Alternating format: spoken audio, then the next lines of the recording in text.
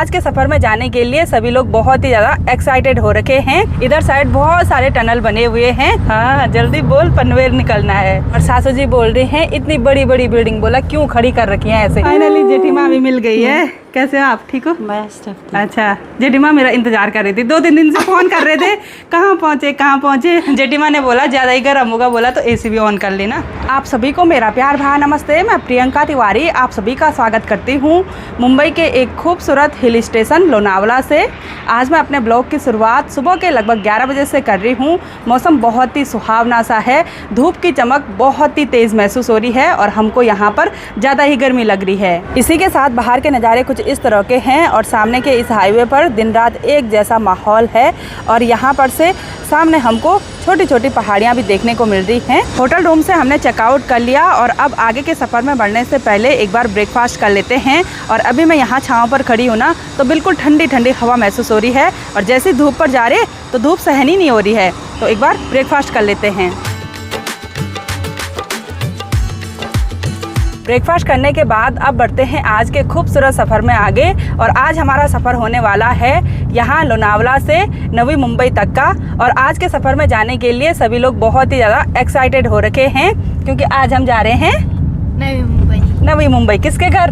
नानी के घर। सफ़र में आगे बढ़ते ही चारों तरफ काफ़ी ऊंची ऊंची पहाड़ियाँ देखने को मिल रही हैं और यहाँ से टनल भी स्टार्ट हो गया है।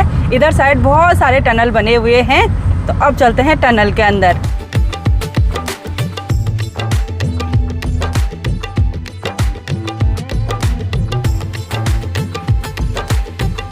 नवी मुंबई में मेरी जेठीमा रहती हैं। जेठीमा बोलते हैं माँ की बड़ी बहन को, हम मौसी नहीं बोलते हैं, हम मौसी छोटी बहन को बोलते हैं। अभी हमको एक और टनल मिल गई है और इस टनल से होते हुए हम आगे बढ़ रहे हैं। पूरी तरह से पहाड़ी को काट कर रोड बनाई गई है।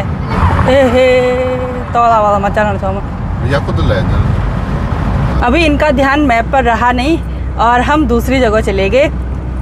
अगर एक जगह से लेफ्ट राइट हो गए ना तो फिर कहीं बैक जाने के लिए नहीं है भाई। अब इसी रूट पे जाना पड़ेगा। फिर से किलोमीटर बढ़ गए, अब 60 किलोमीटर हो गया। खैर ये वाला रास्ता भी बहुत ही बढ़िया है और सामने की ऊंची ऊंची पहाड़ियों के नीचे पूरा शहर बसा हुआ है। बड़ी बड़ी बिल्डिंग हैं। फिर से गांव वाले इलाके में आ गए शायद। पहले बोल रहे थे कि गांव वाला एरिया बहुत बढ़िया लगता है। जब कल हालत खराब हुई ना गांव वाले रास्ते से आगे बढ़ते हुए, क्योंकि कहीं पर सकरी रोड ऊपर नीचे ऐसी गली गली से होकर आगे बढ़े। हाँ फिर से हम मुंबई सतारा हाईवे पर आ गए हैं। पनवेल यहाँ से 26 किलोमीटर है और अभी बोल रहा था कि पनवेल यही है। बोला वो डायलॉग याद आ रहा है इसको कि पनवेल निकलना है अभी। जल्दी बोल पनवेल। हाँ जल्दी बोल पनवेल निकलना है। तो वो वाला डायलॉग याद कर रहा है। और थोड़ा सा भी शहर में कहीं पर भी अगर राइट की जगह लेफ्ट हो गई या सीधे चले गए ना तो हो गया, फिर कहाँ से कहाँ पहुँच जाएंगे। 10-15 किलोमीटर से। हाँ सीधे फ्लाईओवर बने हुए हैं, टनल बने हुए हैं, तो ऐसा तो होता ही है भाई। ध्यान देना पड़ेगा मैप पर भी, है ना। ऐसे रोडों का जाल बिछा हुआ है, पता ही नहीं चल रहा। आगे फिर से टनल आ रही है तो मराठी में लिखा हुआ है बोगदा पुणे आहे।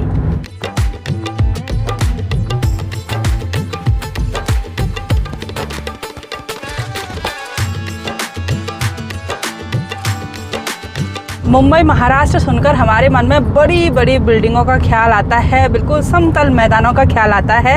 ऐसा लगता है कि वहाँ पहाड़ियाँ नहीं होंगी, लेकिन ऐसा कुछ भी नहीं है। मुंबई में, महाराष्ट्र में बहुत सारी पहाड़ियाँ हैं, हिल स्टेशन बने हुए हैं। और जितना भी सफ़र हमने तय किया पहाड़ियों के रास्ते से होते हुए किया है ना। दूर दूर पहाड़ियाँ ऐसे लग रही जैसे पिरामिड होंगे, ऐसा नहीं लग रहा। हाँ, जैसे एक बार हम पहाड़ी पर जा रहे हैं फिर नीचे आ रहे हैं। हाँ वही तो, छोटी छोटी पहाड़ियाँ हैं, लेकिन पहाड़ियाँ हैं। हमको अब बड़ी बड़ी बिल्डिंग भी देखने को मिल रही हैं और सासू जी बोल रही हैं इतनी बड़ी बड़ी बिल्डिंग, बोला क्यों खड़ी कर रखी है ऐसे। बोल रहे एक ही परिवार रहता है उसमें। हाँ हमने बोला ना कि अलग अलग परिवार रहते हैं, बोला कि हालत खराब हो जाएगी, बोला इतना सफाई करते हुए। तो वो अलग अलग परिवार रहते हैं, ठीक है। हाँ सासू जी ने फर्स्ट टाइम देखी इतनी बड़ी बड़ी बिल्डिंग। अच्छा पहले भी देख रखे हैं, कोलकाता में नहीं देखा? कोलकाता में। अच्छा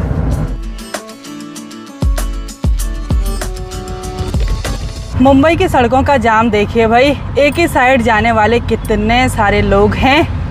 आराम आराम से गाड़ियाँ चल रही हैं, जबकि रोड बहुत बढ़िया है और सामने बड़ी बड़ी बिल्डिंगों का निर्माण कार्य लगातार प्रगति पर है। बोर्ड पर कार के लिए जो भी स्पीड लिमिट लिखी हुई है सभी लोग उसका पालन कर रहे हैं, है ना।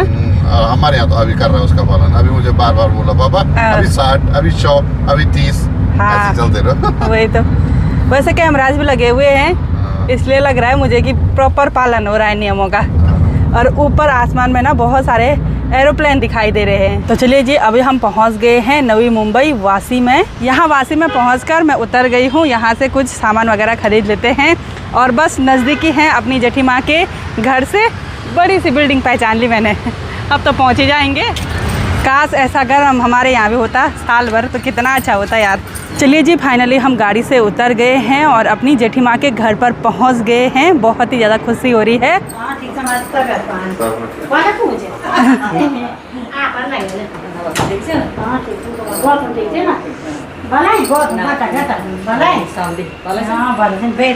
जेठ पढ़ना ठीक बात है। गौर पण ठीक है ना, ठीक है नाती नातना सब ठीक सब ठीक है। और क्या होना बस क्या हो यार, मैं वो बुला ले आया ना, बुला भूत वही। फाइनली जेठी माँ भी मिल गई है। कैसे हो आप, ठीक हो? बस ठीक। अच्छा, जेठी माँ मेरा इंतजार कर रही थी, 2-3 दिन से फोन कर रहे थे कहाँ पहुँचे, क्योंकि डर लगता है नहीं सफर में। कुछ नहीं मान तुम तो ना। बाटा फोन ना बस पढ़ना ठीक साथ है। हाँ बस बढ़ क्या हो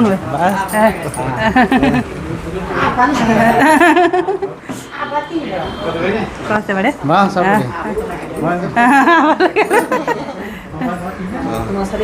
सब बढ़िया। वो तुम भी घूम रहे हैं। यहाँ जेठी माँ के घर पर आकर सभी लोगों से मिलना जुलना हो गया और अब आज का टेस्टी लंच करते हैं। बहुत ही ज़्यादा खुशी हो रही है यहाँ जेठी माँ के घर पर आकर, और अभी भी खुश हो गया, बैठा हुआ है ना। कैसा लग रहा है? बहुत ही बढ़िया। बढ़िया लग रहा है। हाँ। अब लंच करते हैं, हाँ। है ना। हाँ। फिर आराम करेंगे और काफ़ी सारे कपड़े धोने के लिए भी हैं, तो कपड़े भी धोना है भाई ना। 2 दिन लगेंगे मुझे कपड़े धोने में, क्योंकि 2-3 बैग कपड़े धोने के लिए हो रखे हैं। तो अब लंच करते हैं सभी लोगों के साथ बैठकर। चलिए जी, गाड़ी हमने यहाँ घर पर लगा दी है और अब सारा सामान बाहर निकाल देते हैं। हमारा सारा सामान अब बाहर आ जाएगा। 2-4 दिन तक रिलैक्स हो जाएंगे हम यहाँ घर पर, है ना। गाड़ी से सारा सामान निकालने के बाद गाड़ी धुलाई के लिए चली गई है और हमने भी थोड़ी देर तक आराम किया। और एक बैग जो धोने के लिए कपड़े रखे हुए थे वो जेठी माँ ने धो लिए। मैंने मना भी किया कि मत धो, बोला जल्दी जल्दी मैं वॉशिंग मशीन में धो लेती हूँ। और अभी हम और कपड़े छांट रहे हैं, जो गर्म कपड़े हैं वो एक बैग में रख रहे हैं, क्योंकि बार बार अटैची खोलना है तो इन कपड़ों को पैक कर लेते हैं जो गर्म हैं, क्योंकि अब तो गर्म कपड़े पहनने का कोई सवाल ही पैदा नहीं होता। और अभी मैं अभी के कपड़े रख रही हूँ। इसके हाफ शॉर्ट्स वगैरह सब ला रखे थे मैंने, क्योंकि इधर गर्मी है ना, तो हमारे इधर साइड आजकल इन कपड़ों का कोई भी काम नहीं है। और यहाँ देखिए, इस कमरे में हमने पूरा सामान फैला रखा है। ये वाला रूम हमारा है, सासू जी का रूम दूसरा वाला है। और अब कुछ दिन तक यहाँ मुंबई में जेठी माँ के घर पर रहेंगे। तो कैसा लग रहा है? बहुत ही बढ़िया। बढ़िया लग रहा है। हाँ। मुझे भी बहुत अच्छा लग रहा है। और लंच ना बहुत ही ज़्यादा टेस्टी हो रहा था। बहुत दिनों के बाद घर का खाना खाया ना, तो काफ़ी अच्छा लग रहा था। और अभी भी ना इतने सारे धोने वाले कपड़े मैंने इधर साइड फैला रखे हैं। इनको कल धोएंगे, एक ही बार नहीं धोएंगे, क्योंकि उतना फैलाने के लिए जगह भी चाहिए होती है। तो इन कपड़ों को एक साइड शिफ्ट कर लेते हैं भाई। और हमको ना गर्म हो रहा, हमने पंखा भी ऑन कर रखा है यहाँ पे। पंखा ऑन, जेठी माँ ने बोला ज़्यादा ही गर्म होगा, बोला तो एसी भी ऑन कर लेना। शाम के 6:30 बजे का टाइम हो गया और अब जाके यहाँ पर हल्का हल्का अंधेरा भी होने लग गया। जेठी माँ और सासू जी तो पार्क में घूमने के लिए चले गए हैं और अभी मैं और हस्बैंड जी भी बाहर जा रहे हैं। थोड़ा बहुत बाहर घूम कर आ जाएंगे, अभी घर में ही है। जैसे ही अंधेरा होने को होता है वैसे ही शहर का माहौल और भी रौनक भरा हो जाता है।